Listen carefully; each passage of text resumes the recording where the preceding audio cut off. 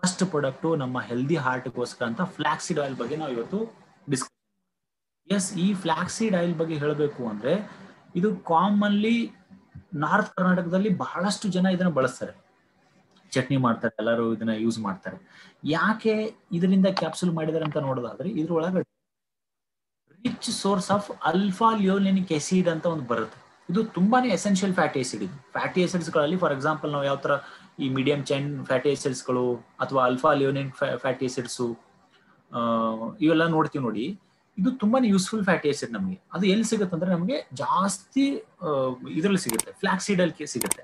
Next ಇದರಲ್ಲಿ ಇನ್ನೊಂದು benefits ಏನು ಅಂದ್ರೆ 50-60% ಒಮೆಗಾ 3 ಫ್ಯಾಟಿ ಆಸಿಡ್ ಸಿಗುತ್ತೆ. 50-60% ಒಮೆಗಾ 3 ಫ್ಯಾಟಿ ಆಸಿಡ್ ಸಿಗುತ್ತೆ.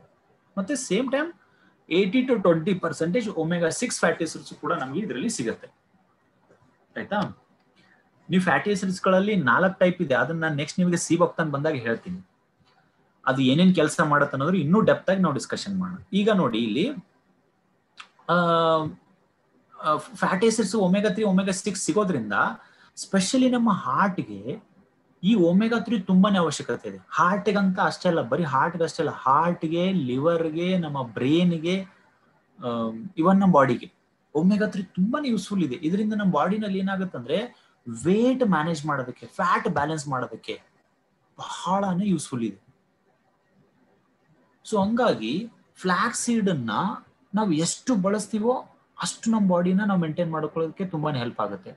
ಮತ್ತೆ ಈ ಫ್ಲಾಕ್ಸ್ ಸೀಡ್ ನಲ್ಲಿ ಬರೀ ಒಮೆಗಾ 3 ಒಮೆಗಾ 6 ಫ್ಯಾಟಿ ಆಸಿಡ್ಸ್ ಅಷ್ಟೇ ಅಲ್ಲ, ಜೊತೆಗೆ ಒನ್ ಮೋರ್ ಬೆನಿಫಿಟ್ ಏನಂದ್ರೆ ವೈಟಮಿನ್ ಇ ಕೂಡ ಇದೆ. ವೈಟಮಿನ್ ಇ ಬಗ್ಗೆ ಹೇಳ್ಬೇಕಂದ್ರೆ ವೈಟಮಿನ್ ಇ ನಾವು ಮಾಸ್ಟರ್ ಆಫ್ ವಿಟಮಿನ್ ಅಂತ ಕರಿತೀವಿ. ವಿಟಮಿನ್ಸ್ ಗಳಲ್ಲಿ ಮಾಸ್ಟರ್ ಅಂತ ಕರಿತೀವಿ. ಮಾಸ್ಟರ್ ಅಂದ್ರೆ ಗೊತ್ತಲ್ಲ, ನಾವು ಈಗ ಒಂದು 10 ಜನ ಇದಾರೆ ಅಂದ್ರೆ ಅದ್ರಲ್ಲಿ ಒಬ್ಬನ ನಾವು ಮಾಸ್ಟರ್ ಅಂತ ಕರಿತೀವಿ. ಅವನು ಎಕ್ಸ್ಪರ್ಟ್ ಇರ್ತಾನ, ಅವನು ತುಂಬಾ ಎಕ್ಸ್ಪರ್ಟ್. ಅದಕ್ಕೆ ನಾವು ಇಲ್ಲಿ ನಾವು ಹೇಳಬೇಕಾದ್ರೆ ಅಪ್ಲೈನ್ ಅಂತ ಕರಿತೀವಿ ನೋಡಿ, ಮೆಂಟರ್ ಅಂತ ಕರಿತೀವಿ ನೋಡಿ. ಮೆಂಟರ್ನ ನಾವು ಎಲ್ಲರಿಗೂ ಹೋಲ್ಸಕ್ ಆಗಲ್ಲ, ಯಾಕಂದ್ರೆ ಮೆಂಟರ್ ಕ್ಲಾಸ್ ಇರ್ತಾನೆ. ಅದೇ ತರ ವೈಟಮಿನ್ಸ್ ಗಳಲ್ಲಿ vitamin is master of vitamin ಅಂತ ಕರೀತಾರೆ. ಯಾಕೆಂದ್ರೆ ಇದರಲ್ಲಿ ಪವರ್ಫುಲ್ ಆಂಟಿ ಆಕ್ಸಿಡೆಂಟ್ಸ್. ಇದನ್ನ ನಾವು ಏನಂತ ಕರಿತೀವಿ ಅಂದ್ರೆ ನಮ್ಮ ಸೆಲ್ ಗಳನ್ನ ಪ್ರೊಟೆಕ್ಟ್ ಮಾಡೋದಕ್ಕೆ ವೈಟಮಿನ್ ಇ ತುಂಬಾನೇ ನಮ್ಮ ಬಾಡಿಗೆ ಪ್ರೊಟೆಕ್ಟ್ ಮಾಡ್ತಾ ಇರುತ್ತೆ. ಯಾರ ದೇಹದಲ್ಲಿ ವೈಟಮಿನ್ ಇ ಇರುತ್ತೆ ಅವ್ರ ಬಾಡಿ ತುಂಬಾನೇ ಡ್ಯಾಮೇಜ್ ಆಗಕ್ ಬಿಡಲ್ಲ, ಬಾಡಿಯನ್ನ, ಸೆಲ್ಸ್ ಗಳನ್ನ ಡ್ಯಾಮೇಜ್ ಆಗಕ್ ಬಿಡಲ್ಲ. ಯಾಕಂದ್ರೆ ನಮ್ಮ ಬೇಸ್ ಫಂಕ್ಷನಿಂಗ್ ಏನು, ಸೆಲ್ಫ್ ನರಿಶ್ಮೆಂಟ್. ವೈಟಮಿನ್ ಇ ಇರೋ ಬಾಡಿನಲ್ಲಿ ಕ್ಯಾನ್ಸರ್ ಜಾಸ್ತಿ ಆಗಕ್ ಬಿಡಲ್ಲ, ಕ್ಯಾನ್ಸರ್ ಸೆಲ್ಸ್ ಉತ್ಪತ್ತಿ ಆಗಕ್ ಬಿಡಲ್ಲ. ಅದಕ್ಕೆ ನಾವು ವೈಟಮಿನ್ ಅನ್ನು ಬಹಳ ಪ್ರಿಫರೆನ್ಸ್ ಕೊಡ್ತೀವಿ ಅದಕ್ಕೆ. ಇನ್ನು ನೆಕ್ಸ್ಟ್ ಇದರಲ್ಲಿ ಫ್ರೀ ರ್ಯಾಡಿಕಲ್ ನ್ಯೂಟ್ರಲೈಸ್ ಮಾಡೋದಕ್ಕೂ ಕೂಡ ತುಂಬಾ ಹೆಲ್ಪ್ ಆಗುತ್ತೆ. ವೈಟಮಿನ್ ಇ ನಮ್ಮ ಬಾಡಿನಲ್ಲಿ ಫ್ರೀ ರ್ಯಾಡಿಕಲ್ಸ್ ಅಂದ್ರೆ ನಾನಿಲ್ಲಿ ನಿಮಗೆ 2 ಪಾಯಿಂಟ್ಸ್ ಗಳನ್ನ ಹೇಳ್ತೀನಿ, ಆಂಟಿ ಆಕ್ಸಿಡೆಂಟ್ಸ್ ಮತ್ತೆ ಫ್ರೀ ರ್ಯಾಡಿಕಲ್ಸ್ ಬಗ್ಗೆ. ಅದ್ರ ಬಗ್ಗೆ ಸ್ವಲ್ಪ ಅರ್ಥ ಮಾಡ್ಕೊಳ್ಳಿ. ಫ್ರೀ ರ್ಯಾಡಿಕಲ್ಸ್ ಅಂದ್ರೆ ನಮ್ಮ ಬಾಡಿನಲ್ಲಿ ಡ್ಯೂ ಟು ಫುಡ್, ಗಾಳಿ, ನೀರು, ಆಹಾರ, ಸ್ಟ್ರೆಸ್, ನಾವು ಮಾಡಂತ ಬ್ಯಾಡ್ ಹ್ಯಾಬಿಟ್ಸ್ ಗಳಿಂದ ಹ್ಯೂಮನ್ ಬಾಡಿನಲ್ಲಿ ಫ್ರೀ ರ್ಯಾಡಿಕಲ್ ಅನ್ನೋ ಕೆಲವೊಂದು ಅಮೂಲಾಗ್ರಗಳ ಪರಿಣಾಮ ಆಗುತ್ತೆ ನಿಮ್ಮ ಸೆಲ್ಗಳ ಮೇಲೆ. ಅದು ಆಯ್ತು ಅನ್ಕೊಳ್ಳಿ, ಸೆಲ್ ಡ್ಯಾಮೇಜ್ ಆಯ್ತು ಅನ್ಕೊಳ್ಳಿ, ನಿಮ್ಗೆ ಗೊತ್ತಾಗಲ್ಲ ಬಾಡಿನಲ್ಲಿ ಫ್ರೀ ರ್ಯಾಡಿಕಲ್ ಅಟ್ಯಾಕ್ ಆಗಿದೆ ಅನ್ನೋದನ್ನ. ಯಾವಾಗ ಗೊತ್ತಾಗುತ್ತೆ ಅಂದ್ರೆ ಒಂದು ಭಾಗವನ್ನ ಟೋಟಲ್ ಡಿಸ್ಟ್ರಾಯ್ ಮಾಡಿ ಅದನ್ನ ಕ್ಯಾನ್ಸರ್ ಮಾಡ್ತು ಅಂದಾಗ ಗೊತ್ತಾಗುತ್ತೆ ನಿಮ್ಗೆ ಫ್ರೀ ರ್ಯಾಡಿಕಲ್ ಅಟ್ಯಾಕ್ ಅಲ್ಲ, ಕ್ಯಾನ್ಸರ್ ಆಗಿದೆ ಅಂತ. ಹಂಗಾದ್ರೆ ಈ ಫ್ರೀ ರ್ಯಾಡಿಕಲ್ ಅಟ್ಯಾಕ್ ಆಗಿರೋದನ್ನ ಗೊತ್ತು ಮಾಡ್ಕೊಳ್ಬೇಕಾದ್ರೆ ಹೆಂಗ್ ಮಾಡ್ಕೊಳ್ಬೇಕು? ನಿಮ್ ಬಾಡಿ ಏಜು ನಿಮ್ಮ ನಾರ್ಮಲ್ ಏಜ್ಗೂ ವ್ಯತ್ಯಾಸ ಆಗಿರುತ್ತೆ. ಅದನ್ನ ನಾವು ಟೆಸ್ಟ್ ಮಾಡಿದ್ರೆ ಗೊತ್ತಾಗುತ್ತೆ. ಸೊ ಅದನ್ನ ಟೆಸ್ಟ್ ಮಾಡೋಂತ ನಮ್ ಟೆಕ್ನಾಲಜಿ ಇಲ್ಲ ಸರ್. ಹಂಗಾದ್ರೆ ನಾವು ಫ್ರೀ ರ್ಯಾಡಿಕಲ್ ಇಂದ ನ್ಯೂಟ್ರಲೈಸ್ ಆಗ್ಬೇಕು ಅಂದ್ರೆ ನಿಮ್ ಬಾಡಿಗೆ ರೆಗ್ಯುಲರ್ ಆಗಿ ವೈಟಮಿನ್ ಇ ಕೊಡಬೇಕು. ನಮ್ಮ ಪ್ರಾಡಕ್ಟ್ ನಲ್ಲಿ ವೈಟಮಿನ್ ಇ ಎಲ್ಲೆಲ್ಲಿದೆ ಆ ಎಲ್ಲಾ ಪ್ರಾಡಕ್ಟ್ಸ್ ಗಳು ಕೂಡ ನಿಮ್ ಬಾಡಿನಲ್ಲಿ ನ್ಯೂಟ್ರಲೈಸ್ ಮಾಡೋದಕ್ಕೆ, ಯಾವ್ದ್ರಿಂದ ಫ್ರೀ ರ್ಯಾಡಿಕಲ್ ಅನ್ನೋ ಒಂದು ಡೇಂಜರಸ್ ಡ್ಯಾಮೇಜಸ್ ಇಂದ ನ್ಯೂಟ್ರಲೈಸ್ ಆಗೋದಕ್ಕೆ ತುಂಬಾ ಹೆಲ್ಪ್ ಆಗುತ್ತೆ. ಆ ವಿಟಮಿನ್ ಇ ನಿಮ್ಗೆ ಫ್ಲಾಕ್ಸ್ ಅಲ್ಲೂ ಕೂಡ ಇದೆ. ಇನ್ನು ಆಂಟಿ ಆಕ್ಸಿಡೆಂಟ್ಸ್ ಅಂದ್ರೆ ಏನು ಅಥವಾ ಆಕ್ಸಿಡೈಸೇಷನ್ ಅಂದ್ರೆ ಏನು? ಈಗ ನಿಮ್ಗೊಂದು ಆಪಲ್ ಕಟ್ ಮಾಡಿರ್ತೀರ, ಆ ಆಪಲ್ ಕಟ್ ಮಾಡಿದಾಗ ಗಾಳಿ ಜೊತೆಗೆ ಸೇರಿ ಅದು ಬ್ಲಾಕ್ ಆಗುತ್ತೆ. ಒಂದು ಅರ್ಧ ಗಂಟೆ ಬಿಟ್ಟು ನೋಡಿ ಬ್ಲಾಕ್ ಆಗಕ್ಕೆ ಸ್ಟಾರ್ಟ್ ಆಗುತ್ತೆ. ಅದನ್ನ ನಾವು ಆಕ್ಸಿಡೇಟಿವ್ ಅಂತ ಕರಿತೀವಿ, ಆಕ್ಸಿಡೈಸೇಷನ್ ಅಂತ ಕರಿತೀವಿ. ಸೇಮ್ ನಮ್ಮ ದೇಹದ ಮೇಲೂ ನಿಮ್ಮ ದೇಹದ ಮೇಲೂ ಕೂಡ ಆಕ್ಸಿಡೇಟಿವ್ ಆಗುತ್ತೆ, ಆಕ್ಸಿಡೇಟಿವ್ ಸ್ಟ್ರೆಸ್ ಅಂತ ಕರಿತೀವಿ. ಕಾರಣ ನಾನು ಹೇಳಿದ್ನಲ್ಲ, ಫುಡ್, ಕೆಮಿಕಲ್ಸು, ಸರ್ಟನ್ ರೀಸನ್ಸ್ ಇಂದ. ಆ ಆಕ್ಸಿಡೈಸೇಷನ್ ಆಯ್ತು ಅನ್ಕೊಳ್ಳಿ, ಅದರಿಂದಾನು ಕೂಡ ನಿಮ್ಮ ಸೆಲ್ಸ್ ಗಳು ಡ್ಯಾಮೇಜ್ ಆಗ್ತಾ ಇರುತ್ತೆ. ಅದನ್ನ ನ್ಯೂಟ್ರಲೈಸ್ ಮಾಡ್ಬೇಕಂದ್ರೆ ನಮ್ಮ ಬಾಡಿಗೆ ಏನ್ ಬೇಕು? ಆಂಟಿ ಆಕ್ಸಿಡೆಂಟ್ಸ್ ಗಳು ಬೇಕು. ಆ ಆಂಟಿ ಆಕ್ಸಿಡೆಂಟ್ಸ್ ಗಳು ನಾವು ಇವಾಗಲೇ ನೋಡಿದ್ವಿ ನೋಡಿ, ಕ್ರಿಲ್ ಅಲ್ಲಿ, ಅಸ್ತಕ್ಸಾಂತಿನಲ್ಲಿ. ಅಗೇನ್ ವೈಟಮಿನ್ ಇ ಇಂದನೂ ಕೂಡ ನಮ್ಮ ಬಾಡಿನಲ್ಲಿ ಆಂಟಿ ಆಕ್ಸಿಡೆಂಟ್ಸ್ ಗಳು ಪ್ರೊಡ್ಯೂಸ್ ಆಗೋದಕ್ಕೆ ಇದು ತುಂಬಾನೇ ಹೆಲ್ಪ್ ಆಗುತ್ತೆ. ಇನ್ನು ನೆಕ್ಸ್ಟ್ ನಮಗೆ ಈ ಫ್ಲಾಕ್ಸ್ ನಲ್ಲಿ ಇನ್ನೇನ್ ಬೆನಿಫಿಟ್ ಇದೆ ಅಂತ ನೋಡೋದಾದ್ರೆ ಇದರಲ್ಲಿ ಮ್ಯಾಗ್ನೀಷಿಯಂ ಇದೆ, ಪೊಟ್ಯಾಷಿಯಂ ಇದೆ. ಮ್ಯಾಗ್ನೀಷಿಯಮು, ಪೊಟ್ಯಾಷಿಯಮು ನಮ್ಮ ಬ್ಲಡ್ ಪ್ರೆಷರ್ ನ ನ್ಯೂಟ್ರಲೈಸ್ ಮಾಡೋದಕ್ಕೆ. ನೀವು ಕೇಳ್ತಾ ಇರ್ತೀರಿ ನೋಡಿ, ಸರ್ BP ಜಾಸ್ತಿ ಇದೆ ಅಥವಾ BP ಕಡಿಮೆ ಇದೆ, ಅವ್ರಿಗೆ ಏನ್ ಕೊಡಬೇಕು? ಸುಮಾರು ಜನ ಕ್ವಶನ್ಸ್ ಕೇಳ್ತಾ ಇರ್ತೀರ. ಈ ಫ್ಲಾಕ್ಸ್ ಒಳಗಡೆ ಮ್ಯಾಗ್ನೀಷಿಯಮ್ ಪೊಟ್ಯಾಷಿಯಂ ಇರೋದ್ರಿಂದ ನಿಮ್ಮ ಬ್ಲಡ್ ಪ್ರೆಷರ್ ಕಂಟ್ರೋಲ್ ಮಾಡೋದಕ್ಕೆ, ಬ್ಲಡ್ ಪ್ರೆಷರ್ ಜಾಸ್ತಿ ಆಗೋದಕ್ಕೂ ಬಿಡೋದಿಲ್ಲ, ಕಡಿಮೆ ಆಗೋದಕ್ಕೂ ಬಿಡೋದಿಲ್ಲ. ಎಷ್ಟು ಬೇಕೋ ಅಷ್ಟು ಲಿಮಿಟೆಡ್ ಬ್ಲಡ್ ಪ್ರೆಷರ್ ಎಂಟೈರ್ ಬಾಡಿಗೆ ಸರ್ಕ್ಯುಲೇಟ್ ಆಗ್ಬೇಕಂದ್ರೆ ಆ ಪ್ರೆಷರ್ ನ ಕ್ರಿಯೇಟ್ ಮಾಡೋದಕ್ಕೆ ಇದು ತುಂಬಾನೇ ಹೆಲ್ಪ್ ಆಗುತ್ತೆ. ಫಸ್ಟ್ ತಿಳ್ಕೊಳ್ಳಿ, BP is not A disease. BP is uncontrol unbalanced blood pressure level ಅಷ್ಟೇ. ಅದನ್ನ ನಾವು ಡಿಸೀಸ್ ಮಾಡ್ಕೊಳ್ಳೋದು ಯಾವಾಗ ಗೊತ್ತಾ? ಅಲೋಪತಿಕ್ ಮೆಡಿಸಿನ್ಸ್ ತಗೊಂಡ್ರೆ ಅಂದ್ರೆ ಅದು ಡಿಸೀಸ್ ಆಗುತ್ತೆ. ಸೇಮ್ ಡಯಾಬಿಟಿಕ್ ಕೂಡ, diabetic also uncontrolled glucose level. So ಇಲ್ಲಿ ನಾವು ಮೆಡಿಸಿನ್ಸ್ ಯಾವಾಗ ಹ್ಯಾಬಿಚುವಲ್ ಆಗ್ತೀವಿ ಆವಾಗ ಅದು ಬಾಡಿಗೆ ಕಂಟಿನ್ಯೂ ಆಗಿ ನಿಮಗೆ ಡಿಸೀಸ್ ರೂಪದಲ್ಲಿ ಫೇಸ್ ಮಾಡಕ್ ನೋಡ್ತೀರಾ. ಸೊ ಅದಕ್ಕೆ ಮ್ಯಾಗ್ನೀಷಿಯಂ ಪೊಟ್ಯಾಸಿಯಂ ಇಂದ ನಿಮ್ಮ ಬ್ಲಡ್ ಪ್ರೆಷರ್ ನ ನ್ಯಾಚುರಲಿ ನೈಸರ್ಗಿಕವಾಗಿ ಕಂಟ್ರೋಲ್ ಮಾಡೋದಕ್ಕೆ ಹೆಲ್ಪ್ ಮಾಡುತ್ತೆ ಫ್ಲಾಕ್ಸ್ ಸೀಡ್ ಇಂದ. ಇನ್ನು ನೆಕ್ಸ್ಟ್ ವೈಟಮಿನ್ B ಇದೆ, ಕಾಪರ್ ಇದೆ, ಪ್ರೋಟೀನ್ ಇದೆ, ಜಿಂಕ್ ಇದೆ. ಸೊ ಇದರಿಂದ ನಮ್ಮ ಬಾಡಿನಲ್ಲಿ ಏನೇನ್ ಬೆನಿಫಿಟ್ಸ್ ಆಗುತ್ತೆ ಅಂತ ಒನ್ ಬೈ ಒನ್ ಇಲ್ಲಿ ನೀವು ನೋಡೋಣ. ಸೊ ಫ್ಲಾಕ್ಸ್ ಸೀಡ್ ಕ್ಯಾಪ್ಸೂಲ್ ಇಂದ ಫಸ್ಟ್ ಆಫ್ ಆಲ್ ನಿಮ್ಮ ಬಾಡಿನಲ್ಲಿ ಕೆಟ್ಟ ಕೊಬ್ಬು ರೆಡ್ಯೂಸ್ ಮಾಡೋದಕ್ಕೆ ತುಂಬಾ ಹೆಲ್ಪ್ ಮಾಡುತ್ತೆ. ನಿಮ್ಮ ಬಾಡಿನಲ್ಲಿ ಅನ್ವಾಂಟೆಡ್ ಏನಾದ್ರು ಕೊಬ್ಬಿತ್ತು ಅನ್ಕೊಳ್ಳಿ, ಎಲ್ಲಾನು ತೆಗೆದು ಬಿಸಾಕತ್ತೆ, ಬಹಳ ಬೇಗ ಬಿಸಾಕತ್ತೆ. ನೆಕ್ಸ್ಟ್ ಟ್ರೈಗ್ಲೈಸರೈಡ್ಸ್ ಲೆವೆಲ್ ಬ್ಯಾಲೆನ್ಸ್ ಮಾಡುತ್ತೆ. ಬಹಳ ಜನ ನೋಡಿರ್ತೀರ, ನೋಡೋದಕ್ಕೆ ಬಹಳ ತಿನ್ನಾಗಿರ್ತಾರೆ, ತುಂಬಾ ತಿನ್ನು, ನೋಡಿದ್ರೆ ಏನ್ ಬಾಡಿನಲ್ಲಿ ಫ್ಯಾಟೇ ಇಲ್ಲ ಅನ್ಕೊಳ್ತೀರ. ಬಟ್ ಅವ್ರ ಬಾಡಿನಲ್ಲಿ ಹಾರ್ಟ್ ಅಕ್ಕಪಕ್ಕ ಬ್ಲಡ್ ಒಳಗಡೆ ಹ್ಯೂಜ್ ಟ್ರೈಗ್ಲೈಸರೈಡ್ ಲೆವೆಲ್ ಇನ್ಕ್ರೀಸ್ ಆಗಿರುತ್ತೆ. ಟೆಸ್ಟ್ ಮಾಡಿದಾಗ ಏನೋ ಗೊತ್ತಾಗುತ್ತೆ ಗೊತ್ತಾ ಟ್ರೈಗ್ಲೈಸರೈಡ್ಸ್. ಮೊನ್ನೆ ಒಂದು ಎಕ್ಸಾಂಪಲ್ ನಿಮ್ಗೆ ಹೇಳ್ತೀನಿ ನಾನು. ನಮ್ಮ ಒಂದು ವೆಸ್ಟೀಜ್ ನಲ್ಲಿ ಒಬ್ಬ ಡಿಸ್ಟ್ರಿಬ್ಯೂಟರ್ ಬಗ್ಗೆ ಘಟನೆ ಹೇಳ್ತೀನಿ. ಪವನ್ ಮಲಿಕ್ ಟೀಮ್ ಅಲ್ಲಿ ಇಲ್ಲೇ ಬ್ಯಾಂಗ್ಳೂರ್ ಒಬ್ರು ಲೀಡರ್ ಇದ್ದಾರೆ, ಸ್ಟಾರ್ ಡೈರೆಕ್ಟರ್ ಮಂಜುನಾಥ್ ಅಂತ. ಆ ಲೀಡರು ತುಂಬಾನೇ ತಿನ್ನಾಗಿದ್ದಾರೆ. ಬಟ್ ಒಂದ್ ಪ್ರಾಬ್ಲಮ್ ಏನಂದ್ರೆ ಅವ್ರ ತಾತನ ಹಾರ್ಟ್ ಅಟ್ಯಾಕ್, ಅವ್ರ ತಂದೆನ ಹಾರ್ಟ್ ಅಟ್ಯಾಕ್ ಇಂದ ಸತ್ತಿದ್ದಾರೆ. ಅವನಿಗೆ ಅದು ತುಂಬಾ ಭಯ ಆ ವ್ಯಕ್ತಿಗೆ. ಆ ವ್ಯಕ್ತಿ ಕ್ಯಾಜುವಲಿ ಈ ತರ ಆಗಿದೆ ಅಂತ ಹೇಳಿದಾಗ ನಾನಂದೆ, ಸರ್ ಒಂದ್ಸತಿ ಹೋಗಿ ಚೆಕ್ ಮಾಡಿ, ನಿಮ್ ಬಾಡಿನ ಚೆಕ್ ಮಾಡಿ.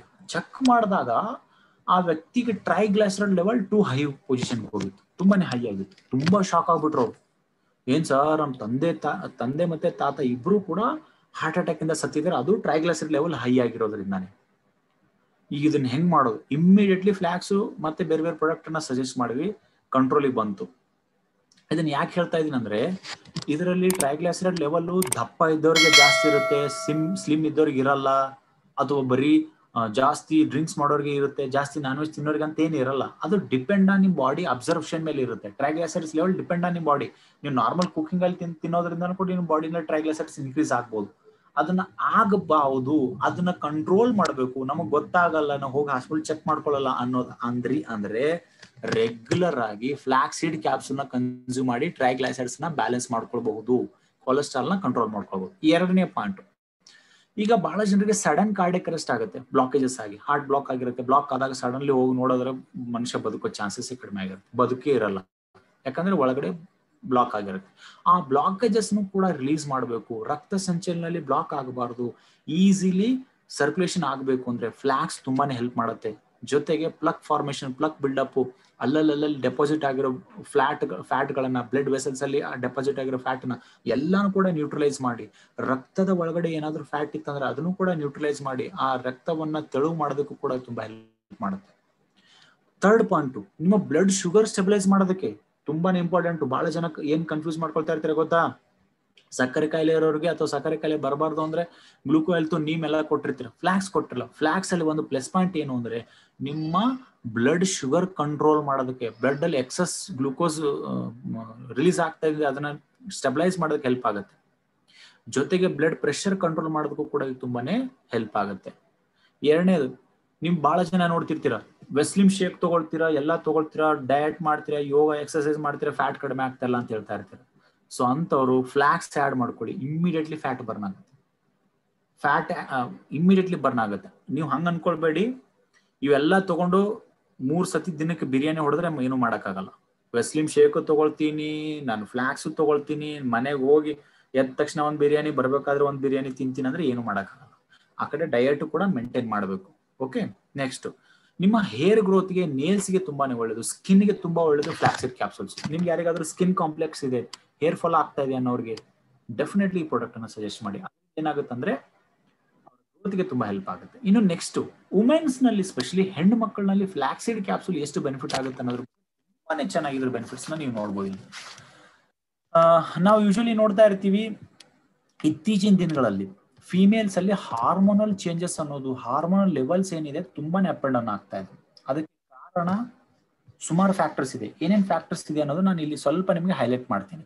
ಏನು ಅಂದ್ರೆ ಇವತ್ತಿನ ಅವರ ಲೈಫ್ ಸ್ಟೈಲು, ಅವರ ಒಂದು ಫುಡ್ ಇಂಟೇಕು, ಮತ್ತೆ ಅವರ ದೇಹದಲ್ಲಿ ಕೆಲವೊಂದು ಏನು ಸಮಯದಲ್ಲಿ ಆಗ್ಬೇಕಾಗಿರ್ತಕ್ಕಂಥ ಘಟನೆಗಳು, ಪ್ಯೂಬರಿಟಿ ಇರ್ಬೋದು, ಮೆನ್ಸ್ಟ್ರುಯಲ್ ಇರ್ಬೋದು, ಮೆನೋಪಾಸ್ ಇರ್ಬೋದು, ಅವೆಲ್ಲನೂ ಕೂಡ ಪರ್ಫೆಕ್ಟ್ ಆಗಿ ಆಗ್ತಾ ಇಲ್ಲ.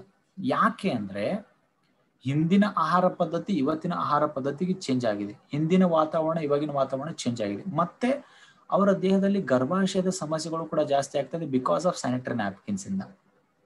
ಸೊ ಇದನ್ನ ಸರಿ ಮಾಡಬೇಕು ಅಂದ್ರೆ ಹಾರ್ಮೋನಲ್ಸ್ ನ ಸರಿ ಮಾಡ್ಕೊಳ್ಬೇಕು, ಆ ಯೂಟ್ರಸ್ ನ ಪರ್ಫೆಕ್ಟ್ ಆಗಿ ಇಟ್ಕೊಳ್ಬೇಕಂದ್ರೆ ಫಸ್ಟ್ ಶತಾವರಿ, ಸೆಕೆಂಡ್ ಫ್ಲಾಕ್ಸ್, ಇವು ಎರಡು ತುಂಬಾನೇ ಅವಶ್ಯಕವಾಗಿ ಬೇಕಾಗಿರ್ತಕ್ಕಂಥ ಎರಡು ಪ್ರಾಡಕ್ಟ್ ಫಿಮೇಲ್ಸ್ಗೆ. ನಾನು ಅದಕ್ಕೆ ಹೇಳ್ತೀನಿ, ಶತಾವರಿ ಬಂದಾಗ ಅಥವಾ ಫ್ಲಾಕ್ಸ್ ಬಂದಾಗ ನಿಮ್ಮ ಮನೆಯಲ್ಲಿ ನೀವು ಗೋಲ್ಡ್ ಗಿಫ್ಟ್ ಏನೇನೋ ಮಾಡ್ತಿರ್ತೀರಾ ನಿಮ್ಮ ಫ್ಯಾಮಿಲಿನಲ್ಲಿ, ನಿಮ್ಮ ಸಿಸ್ಟರ್ಗೆ, ನಿಮ್ಮ ವೈಫ್ಗೆ, ನಿಮ್ಮ ತಾಯಿಗೆ, ಹೌದಾ? ನೀವು ಏನೋ ಗಿಫ್ಟ್ ಮಾಡ್ತೀರಾ. ನನ್ ಕೇಳಿದ್ರೆ ನಿಮ್ಮ ಮನೆಯಲ್ಲಿ 14 ವರ್ಷದ ಮೇಲೆ ಇದಾರಂದ್ರೆ ಇವತ್ತು ಹೋಗಿ ಏನ್ ಗಿಫ್ಟ್ ಮಾಡ್ತೀರಾ ಗೊತ್ತಾ? ಎರಡು ಪ್ರಾಡಕ್ಟ್, ಒಂದು ಫ್ಲಾಕ್ಸ್, ಒಂದು ಶತಾವರಿ. ಇದು ಗಿಫ್ಟ್ ಮಾಡಿ ಅವ್ರ ಲೈಫ್ ಸೇವ್ ಆಗತ್ತೆ, ನಿಮ್ಮ ಮನೆಯಲ್ಲಿ ಇರತಕ್ಕಂಥ ಹೆಣ್ಮಕ್ಳ ಲೈಫ್ ಸೇವ್ ಆಗತ್ತೆ. ನೆಕ್ಸ್ಟ್, ಮೆನ್ಸ್ಟ್ರುಯಲ್ ಪೀರಿಯಡ್ ಅಲ್ಲಿ ಅವ್ರಿಗೆ ಹಾರ್ಟ್ ಫ್ಲಾಶಸ್ ಆಗ್ತಾ ಇರುತ್ತೆ. ತುಂಬಾನೇ ಬಾಡಿನಲ್ಲಿ ಹಾರ್ಟ್ ಫ್ಲಾಶಸ್ ಅಂತ ಕರಿತೀವಿ. ಸ್ಪೆಷಲಿ ಮೆನೋಪಾಸು, ಮೆನ್ಸ್ಟ್ರುಯಲ್ ಪೀರಿಯಡ್ ನಲ್ಲಿ ಈ ಹಾರ್ಟ್ ಫ್ಲಾಶಸ್ ನೋಡ್ತಾ ಇರ್ತೀವಿ. ಬಾಡಿ ಹೀಟ್ ಆಗೋದು, ಯೂಟ್ರಸ್ ನಲ್ಲಿ ಪ್ರಾಬ್ಲಮ್ಸ್ ಆಗೋದು, ತುಂಬಾ ಜ್ವರ ಬಂದಂಗ ಆಗೋದು ಆ ಬಾಡಿನಲ್ಲಿ ಆಗ್ತಾ ಇರುತ್ತೆ. ಸೊ ಆ ಟೈಮ್ ನಲ್ಲಿ ಈ ಫ್ಲಾಕ್ಸೀಡ್ ತುಂಬಾನೇ ಹೆಲ್ಪ್ ಆಗುತ್ತೆ. ಇನ್ನು ಇನ್ಫ್ಲಮೇಷನ್ ಆಗ್ತಾ ಇರುತ್ತೆ ಅವ್ರ ಬಾಡಿನಲ್ಲಿ, ಅಗೇನ್ ಅಂಡ್ ಅಗೇನ್ ಇನ್ಫ್ಲಮೇಷನ್ ಆಗ್ತಾ ಇರುತ್ತೆ, ಅದನ್ನ ಕಂಟ್ರೋಲ್ ಮಾಡೋದಕ್ಕೆ ತುಂಬಾ ಹೆಲ್ಪ್ ಆಗುತ್ತೆ. ಬ್ರೀಸ್ಟ್ ನಲ್ಲಿ, ಸ್ಪೆಷಲಿ ಬ್ರೀಸ್ಟ್ ನಲ್ಲಿ ಸಿಸ್ಟ್ ಆಗ್ತಾ ಇರುತ್ತೆ. ಬರೀ ಬ್ರೀಸ್ಟ್ ನಲ್ಲಿ ಅಷ್ಟೇ ಅಲ್ಲ, ಯೂಟ್ರಸ್ ನಲ್ಲೂ ಕೂಡ ಸಿಸ್ಟ್ ಆಗ್ತಾ ಇರುತ್ತೆ. ಸಿಸ್ಟ್ ಅಂದ್ರೆ ಸ್ಮಾಲ್ ಗಡ್ಡೆ ತರ ಆಗುತ್ತೆ ಬ್ರೀಸ್ಟ್ ಅಲ್ಲಿ ಮತ್ತೆ ಯೂಟ್ರಸ್ ಅಲ್ಲಿ. ಅದು ಕಂಟ್ರೋಲ್ ಮಾಡಬೇಕು ಅಂದ್ರೆ ಫ್ಲಾಕ್ಸೀಡ್ ಕ್ಯಾಪ್ಸುಲ್ ಇಂದ ಆ ಸಿಸ್ಟ್ ಫಾರ್ಮೇಶನ್ ಇಮ್ಮಿಡಿಯೇಟ್ಲಿ ಡಿಸಾಲ್ವ್ ಆಗುತ್ತೆ, ಇಮ್ಮಿಡಿಯೇಟ್ಲಿ ಹೊರಗಡೆ ಹೋಗುತ್ತೆ. ಸಿಸ್ಟ್ ಫಾರ್ಮ್ ಆಗ್ತಾ ಇದೆ ಅಂದ್ರೆ ಇದು ಏನಾದ್ರೂ ಇನ್ಕ್ರೀಸ್ ಆಯ್ತು ಅನ್ಕೊಳ್ಳಿ, ಸರ್ಜರಿ ಮಾಡಬೇಕು, ಬ್ರೀಸ್ಟ್ ನ ಕಟ್ ಮಾಡಬೇಕು, ಯೂಟ್ರಸ್ ಅನ್ನ ಕಟ್ ಮಾಡಬೇಕು. ಅದ್ರ ಬದಲಿಗೆ ನ್ಯಾಚುರಲಿ ನಿಮಗೆ ಫ್ಲಾಕ್ಸೀಡ್ ಆಯಿಲ್ ಕ್ಯಾಪ್ಸುಲ್ಸ್ ಇಂದ ಆ ಸಿಸ್ಟ್ ಕೂಡ ರಿಲೀಸ್ ಮಾಡಬಹುದು, ಇನ್ಫ್ಲಮೇಷನ್ ಕಂಟ್ರೋಲ್ ಮಾಡಬಹುದು. ಬಾವೆಲ್ಸ್ ಅಲ್ಲಿ, ಸ್ಪೆಷಲಿ ಬಾವೆಲ್ಸ್ ಅಲ್ಲಿ ಆಗ್ತಕ್ಕಂಥ ಇನ್ಫಾರ್ಮೇಶನ್ಸ್ ನೀವು ನೋಡಿರ್ತೀರ. ಬಾವೆಲ್ ಮೂವ್ಮೆಂಟ್ ಸರಿಯಾಗಿಲ್ಲ, ರೆಕ್ಟಲ್ ಮೂವ್ಮೆಂಟ್ ಸರಿಯಾಗಿಲ್ಲ ಅಂದಾಗ ನಿಮಗೆ huge piles, fistula, fissures, haemorrhoids ಆಗಂತ ಚಾನ್ಸಸ್ ಇರುತ್ತೆ. ಅದಕ್ಕೆ ನೋಡಿ ಅವ್ರು ಸರ್ಜರಿ ಆಗೋವರೆಗೂ ಕಂಪ್ಲೀಟ್ ಆಗಲ್ಲ. ಅಂತವ್ರಿಗೆ ಫಸ್ಟ್ ಸೈನ್ ಒಂದು ತಿಳ್ಕೊಳ್ಳಿ. ನಿಮ್ ಬಾಡಿನಲ್ಲಿ ಯಾರಿಗಾದ್ರೂ ಮಲಬದ್ಧತೆ ಸ್ಟಾರ್ಟ್ ಆಯ್ತು, ಕಾನ್ಸ್ಟಿಪೇಷನ್ ಸ್ಟಾರ್ಟ್ ಆಯ್ತು ಅನ್ಕೊಳ್ಳಿ, ಆ ಸಿಗ್ನಲ್ ನಿಮ್ ಬಾಡಿಗೆ, ಅದು ಸಿಗ್ನಲ್ ನೋಡಿ, ಆ ಸಿಗ್ನಲ್ ಯಾರಾದ್ರೂ ನಿಮ್ ಬಾಡಿ ಕೊಡ್ತಾ ಇದೆ ಅಂದ್ರೆ ಎಚ್ಚೆತ್ಕೊಳ್ಳಿಲ್ಲ ಅಂದ್ರೆ 63 ಡಿಫ್ರೆಂಟ್ ಟೈಪ್ ಆಫ್ ಕಾಯಿಲೆಗಳು ಬರುತ್ತೆ. ಎಷ್ಟು? 63 ಡಿಫ್ರೆಂಟ್ ಟೈಪ್ ಆಫ್ ಕಾಯಿಲೆ. ಅದರಲ್ಲಿ ನಿಮಗೆ ಕ್ಯಾನ್ಸರ್, ಡಯಾಬಿಟಿಕ್ ಕೂಡ ಇದೆ, BP, ಶುಗರ್ ಕೂಡ ಇದೆ. ಅದು ಬರಬಾರ್ದು ಅಂದ್ರೆ ನಿಮ್ಮ ಕಾನ್ಸ್ಟಿಪೇಷನ್ ಅಲ್ಲಿ ಕಂಟ್ರೋಲ್ ಮಾಡ್ಕೊಳ್ಬೇಕು. ಆ ಕಾನ್ಸ್ಟಿಪೇಷನ್ ಕಂಟ್ರೋಲ್ ಮಾಡ್ಕೊಳ್ಬೇಕು ಅಂದ್ರೆ flax one of the best product ನಿಮ್ಮ ಇನ್ಫ್ಲಮೇಷನ್, ಡೈಜೆಸ್ಟ್ ಸಿಸ್ಟಮ್ ಮತ್ತೆ ನಿಮ್ಮ ಕಾನ್ಸ್ಟಿಪೇಷನ್ ರಿಲೇಟೆಡ್ ಪ್ರಾಬ್ಲಮ್ಸ್ ಗಳಿಗೆ. ಇನ್ನು ಅಗೇನ್ ಜಾಯಿಂಟ್ಸ್ ಹೆಲ್ತ್ ಕೂಡ ಇದರಿಂದ ಬೆನಿಫಿಟ್ ಆಗುತ್ತೆ. ಜಾಯಿಂಟ್ಸ್ ಅಲ್ಲೂ ಕೂಡ ಲ್ಯೂಬ್ರಿಕೇಶನ್ ರೀಫಿಲ್ ಮಾಡೋದಕ್ಕೆ ಹೆಲ್ಪ್ ಆಗುತ್ತೆ, ಜಾಯಿಂಟ್ಸ್ ಪೇನ್ಸ್ ಅನ್ನ ಕಂಟ್ರೋಲ್ ಮಾಡೋದಕ್ಕೂ ಕೂಡ ಹೆಲ್ಪ್ ಆಗುತ್ತೆ. ಇನ್ನು ಮೆನ್ಸ್ಟ್ರುಯಲ್ ಅಲ್ಲಿ ಕೂಡ ಇರ್ರೆಗ್ಯುಲರಿಟಿ ಇತ್ತು ಅಂದ್ರೆ, ಒಂದ್ಸತಿ ಫಿಮೇಲ್ಸ್ ಅಲ್ಲಿ ಏನಾಗುತ್ತೆ ಗೊತ್ತಾ, ಕಂಟಿನ್ಯೂ ಮಂತ್ ಬರ್ತಾ ಇರುತ್ತೆ. ಕೆಲವೊಂದ್ಸತಿ 2 ತಿಂಗಳವರೆಗೂ ಮೆನ್ಸ್ಟ್ರುಯಲ್ ಬರ್ತಾ ಇರಲ್ಲ, ಮತ್ತೆ ಕೆಲವೊಂದ್ಸತಿ ಲಾಂಗ್ ಟರ್ಮ್ ವರೆಗೂ ಬ್ಲೀಡಿಂಗ್ ಆಗ್ತಾ ಇರುತ್ತೆ. ಅಂತ ಸಮಸ್ಯೆ ಇರೋರು ಕೂಡ ಈ ಪ್ರಾಡಕ್ಟ್ ನ ಬಳಸಬಹುದು. ಇನ್ನು ಆಸ್ಟಿಯೋಪೊರೋಸಿಸ್ ಸಮಸ್ಯೆ, ಬೋನ್ ಒಳಗಡೆ ಪೊಳ್ಳಾಗ್ತಾ ಇರುತ್ತೆ ಫಿಮೇಲ್ಸ್ ಅಲ್ಲಿ, ಸ್ಪೆಷಲಿ ಬ್ಲಡ್ ಲಾಸ್ ಆಗೋದ್ರಿಂದ, ಮಿನರಲ್ಸ್ ಗಳು ಲಾಸ್ ಆಗೋದ್ರಿಂದ, ಅಥವಾ ಆಫ್ಟರ್ ಡೆಲಿವರಿ ಆದ್ಮೇಲೆ ಅವ್ರ ಬಾಡಿನಲ್ಲಿ ಕ್ಯಾಲ್ಸಿಯಂ ಇರಲ್ಲ, ಬಾಡಿನಲ್ಲಿ ಮಿನರಲ್ಸ್ ಗಳು ಇರಲ್ಲ, ಅದರಿಂದ ಬೋನ್ ಎಲ್ಲ ಪೊಳ್ಳಾಗಕ್ಕೆ ಸ್ಟಾರ್ಟ್ ಆಗುತ್ತೆ. ಈ ಬೋನ್ ಅನ್ನ ಡ್ಯಾಮೇಜ್ ಆಗಬಾರ್ದು, ಆಸ್ಟಿಯೋಪೊರೋಸಿಸ್ ಇಂದ ಪ್ರಿವೆನ್ಷನ್ ಮಾಡ್ಕೊಳ್ಬೇಕು ಅನ್ನೋರಿಗೆ ಇದು ಪ್ರಾಡಕ್ಟ್ ತುಂಬಾನೇ ಯೂಸ್ಫುಲ್. ಫ್ಲಾಕ್ಸೀಡ್ ಕ್ಯಾಪ್ಸೂಲ್ ಕನ್ಸ್ಯೂಮ್ ಮಾಡೋದು ತುಂಬಾ ಸಿಂಪಲ್ ಸರ್. ದಿನಕ್ಕೆ 2 ರಿಂದ 3 ಕ್ಯಾಪ್ಸೂಲ್, ದಿನಕ್ಕೆ 2 ರಿಂದ 3 ಕ್ಯಾಪ್ಸೂಲ್ ಊಟ ಇದನ್ನ ತಗೊಳ್ಬಹುದು. ಹಂಗಂತ ದಿನಕ್ಕೆ 2 ತಗೋಬೇಕಂತೇನಿಲ್ಲ, ಒಂದನ್ನು ತಗೊಳ್ಬಹುದು. ಹಂಗಂತ ದಿನಕ್ಕೆ ಕಂಟಿನ್ಯೂ 3 ತಗೊಳ್ಬೇಕಂತೇನಿಲ್ಲ. ನಿಮ್ಮ ಕನ್ವೀನಿಯಂಟ್ ಯಾವ ತರ, ಮಾರ್ನಿಂಗ್ ಒಂದು ತಗೊಳ್ತೀರಾ, ನೈಟ್ ಒಂದು ತಗೊಳ್ಬಹುದು, ಇಲ್ಲ ಮಧ್ಯಾಹ್ನ ಕೂಡ ನಾನು ಆರಾಮಾಗಿ ನಾನು ಮನೇಲಿ ಇರ್ತೀನಿ ನಾನು ತಗೊಳ್ಬಹುದು ಅಂದ್ರೆ ತಗೊಳ್ಬಹುದು, ನೋ ಪ್ರಾಬ್ಲಮ್. ಬಟ್ ಅದನ್ನ ಆಫ್ಟರ್ ಫುಡ್ ತಗೊಳ್ಬೇಕು. ಇದನ್ನ ಯಾರು ತಗೊಳ್ಬಾರ್ದು ಅಂದ್ರೆ, ಪ್ರೆಗ್ನೆಂಟ್ ಟೈಮಲ್ಲಿ ಫಸ್ಟ್ ಸೆಕೆಂಡ್ ಟ್ರೈಮ್ಯಾಸ್ಟರ್ ಅಲ್ಲಿ ಇರ್ಬೇಕಾದ್ರೆ ತಗೊಳ್ಬೇಡಿ. ಫಸ್ಟ್ ಸೆಕೆಂಡ್ ಟ್ರೈಮ್ಯಾಸ್ಟರ್ ಅಂದ್ರೆ ಫಸ್ಟ್ 3 ಮಂತ್ಸ್, ಸೆಕೆಂಡ್ 3 ಮಂತ್ಸ್, 6ನೇ ತಿಂಗಳಲ್ಲಿ.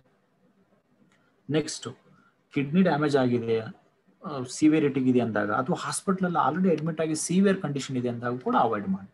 ಇಲ್ಲಾಂದ್ರೆ ಇದನ್ನ ಯೂಸ್ ಮಾಡ್ಬೋದು. ಮತ್ತೆ ಮಕ್ಕಳಿಗೆ ಕೂಡ ಅವಶ್ಯಕತೆ ಇಲ್ಲ, 14 ವರ್ಷದ ಒಳಗಡೆ ಇರೋರಿಗೆ ಏನು ಅವಶ್ಯಕತೆ ಇಲ್ಲ.